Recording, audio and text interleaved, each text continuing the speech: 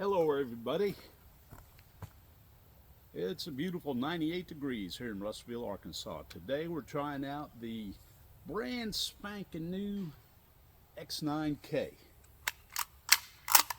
Let's see what it sounds like. I don't really expect much out of a K can, but we'll try it out.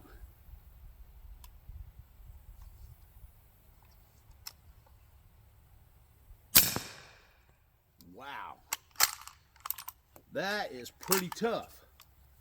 Subsonic ammo and a 338 arc. Yeah, baby, that's what I'm talking about. Dadgum, that sounds good.